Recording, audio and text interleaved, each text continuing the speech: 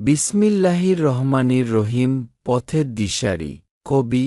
নদী তীরে একদিন বসিয়াছি একান্ত বিরলে, বন্দি করে ঝঞ্ঝা এক কঠিন পঞ্জরের তলে, মুখ রাত্রি মৃদু বায়ু মন্দীভূত ঢেউয়ের দাপট, মুগ্ধ চোখ বলে, এ যে নদী নয়, আঁকা চিত্রপট।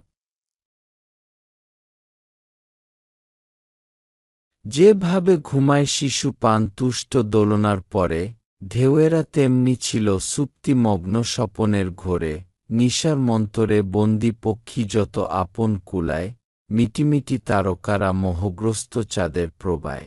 এমন সময় দেখি বিশ্বজ্ঞানী মহাত্মা খিজির, যাহার বার্ধক্যে হাসে যৌবনের উষার মিহির, মোরে ডেকে কহিলেন, শোনো ওরে তত্ত্ব অনুরাগী, ফুটিলে অন্তর আঁকি তবে চোখে বিশ্ব উঠে জাগি।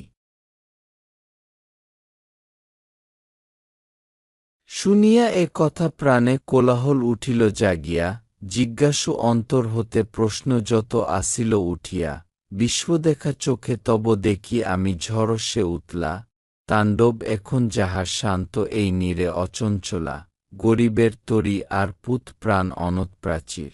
স্তম্ভিত তোমার কাছে মুসার যে জ্ঞান গভীর, সেই তুমি লোকালয় ছেড়ে ফিরো গিরিদ্রিবনে, দিবারাত্রি আজকাল নেই তব প্রমুক্ত জীবনে। শোনাও জীবনতত্ত্ব, রাজ্য সে কি? বল হে আমারে, পুঁজি আর শ্রম নিয়ে মারামারি কেন চারিধারে, প্রাচীন পোশাক ফেলে এশিয়ার পুত সম্মানিত, তরুণের দল কেন বিদেশির ভূষায় সজ্জিত, যদিও পায়নি খুঁজে সঞ্জীবনী সুধা সিকান্দারি চিত্ত কেন খোঁজে আজও মত্ত পানাহার।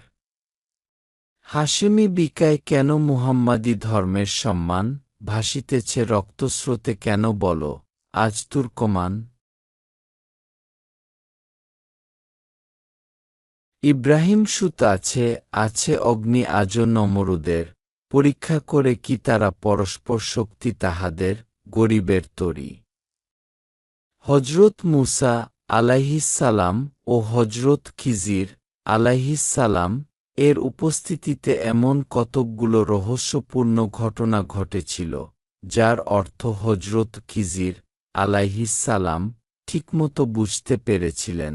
আলহামদুলিল্লাহ।